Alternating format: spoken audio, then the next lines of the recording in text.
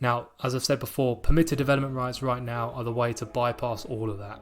When you apply for what's called a certificate of lawfulness, which is what allows you to benefit from the permitted development rights, there are certain assurances when you go through that process. First of all, you have an assurance of how long the application process is going to take. You also have an assurance about the decision. Now, that's the most important thing. You know that when you submit a certificate of lawfulness for something in the permitted development order, you should have a good knowledge and understanding that you are going to get permission. This video is kind of put together to kind of explain that whilst there may be a lot of government instability and economic instability, right now planning hasn't and probably will not change in the near to mid-term future. That's the good thing and bad thing about planning. It's an incredibly slow moving industry. Despite pressures from development, when it actually comes to the actual basic, planning is very, very slow moving and is very slow to catch up. So this video is a reminder to those that are worried about instability in the economy, instability in the government, wondering what's going to happen to their assets. It's a reminder of all the opportunities that are available to you under permitted development rights right now. There are more permitted development rights now than there have ever been, but the main benefit of all these additions to permitted development rights is to do with residential. You can add floor space, you can have roof extensions, side extensions, change of use, add new units. You can all do that under permitted development. Never has that been possible before. Normally, especially when you're trying to add new units, that comes with it a planning process. You need to apply for that. That's always been the case. This is the first time really that you can do new residential units under permitted development.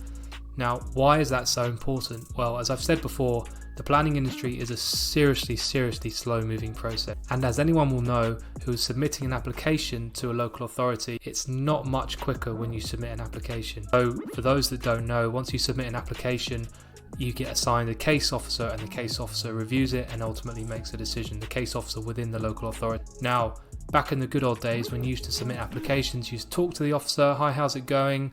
You didn't have to submit much information, you would talk it through and eventually you'd get permission. Now, the development industry has not slowed down. Obviously the population has gone up so much. One wants to extend their home or change use or build new buildings or whatever. Councils have for well over a decade now just suffered with lack of investment, and it means that when you submit an application, all these developments are coming in, but the local council has had no investment to the point where they haven't added more staff, so those officers are just getting loaded and loaded and loaded.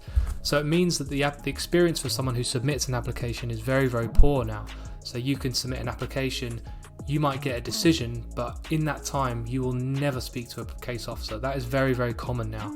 It used to be in only certain circumstances would that happen. Now it's got to the point where when you submit applications, you basically need to make sure that you know that you're going to get permission before you go to the authority, because authorities are so busy, they've got absolutely no business to want to negotiate with you to make something acceptable. They just need to get through the massive load of applications as quickly as they can, so they'll either grant it and they'll refuse it. Now, some might think that refusing it is what councils do, or they just refuse it. Just take note that actually when an officer has to refuse something, it's quite a lot of work. And they'd rather approve something in a local authority when you're talking to your colleagues about what they're up to, what applications they've got. Are you busy right now? Obviously, always are. But they'll say, oh yeah, I've got a refusal to write. And that is always like, oh, you've got a refusal to write. That's quite a big deal because you need to write a whole report, a much longer report. Generally, it's more detailed. So officers do want to grant things, just bear that in mind. So you just need to make it as simple as you can for them so that when a decision comes, more often than not, you've got the likelihood that it's going to be approved. And also, if it gets to the point where they refuse it, but you've done all the right steps to make sure you get permission, your chances at appeal are much higher. So much time is wasted by people that submit applications, have no idea what they're doing. They don't look at policies, they don't look at history, they don't look at the site even. They submit something that they want rather than what policy allows, and it means that they get refused. They think they can win an appeal because the local authority don't know what they're doing. They get refused and they've just wasted so much money, so much time. So making those steps is really good. Now, as I've said before, permitted development rights right now are the way to bypass all of that. When you apply for what's called a certificate of lawfulness, which is what allows you to benefit from the permitted development rights, there are certain assurances when you go through that process. First of all, you have an assurance of how long the application process is going to take. You also have an assurance about the decision. Now, that's the most important thing. You know that when you submit a certificate of lawfulness for something in the permitted development order, you should have a good knowledge and understanding that you are going to get permission. It's very clear what is required within the permitted development order. So you basically just need, it's a tick box exercise. You tick it off, yes, and then just go through the criteria in the different parts of the permitted development order, and you'll find out that once you meet them, okay, it looks like I'm going to get permission here. There are things that you need to do. So what this video is going to do is go through the top 10 projects that you can get without planning permission. Now that is using the general permitted development order as I've referred to. You'll find that there are so many, and these are just the top 10. There are many more. So take note of them. If there are any in there that you want me to do more on, I'd be happy to do that. I can do a video on each one of them if you like. So now let's get into the top 10 projects. So the top 10 projects that you can do without planning permission, these are in no particular order, but we'll start with Class MA permitted development. Class MA permitted development allows you to change commercial buildings to residential with no limit on how many residential units you can get. It's just about how big that commercial building might be.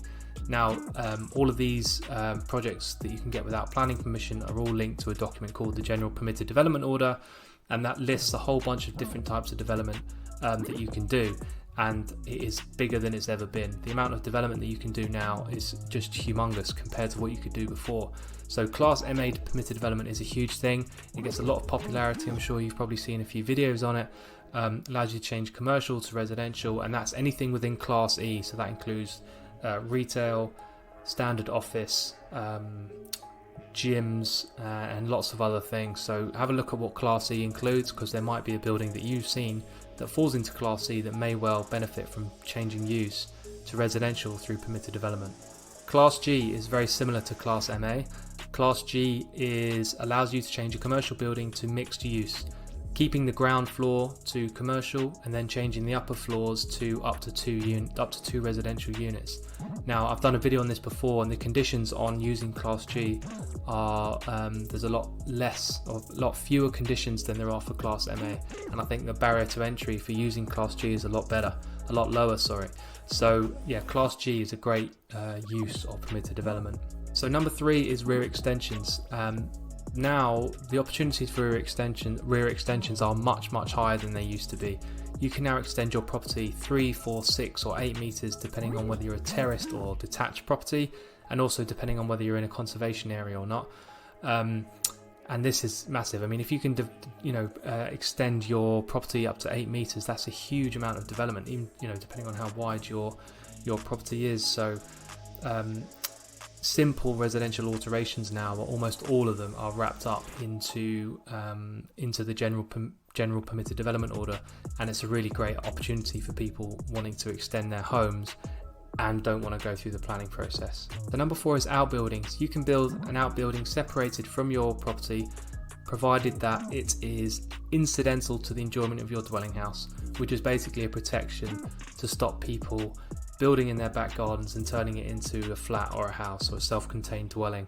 But it's a really great opportunity to create things like home offices or home gyms or anything like that, even a swimming pool, and you can do it under permitted development.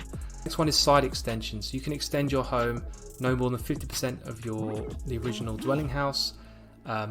So if you add the rear extensions that I've just mentioned and the side extensions, you're talking about a huge amount of floor space that you can add under permitted development, all while you don't need to go through the whole planning process, which is a huge thumbs up. The number 6 is part 20 of the general permitted development order that was added quite recently, and this was a real kind of addition to respond to the issues around the supply of housing around the country.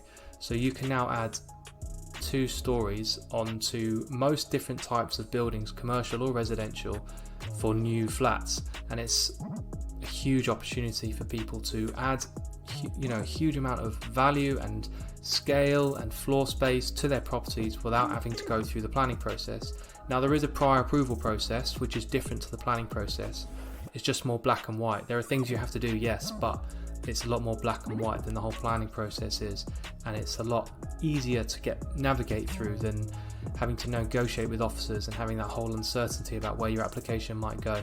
And similarly to part 20, Class AA, which is a class to extend and alter dwelling houses or houses, you can add up to 2 stories on your own property, provided unlike Part 20, it's only for your own property, so you can add up to 2 stories but for floor space only.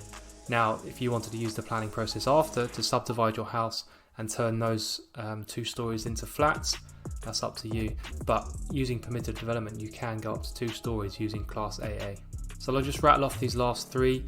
Changes of use: you can change a house into a small HMO and vice versa. You can add roof extensions, so things like dormer windows, and you can also, if you're in kind of a commercial developer and you know of a it's called a Class B8 use, a storage or distribution use, using permitted development, you can now change the use of that to residential.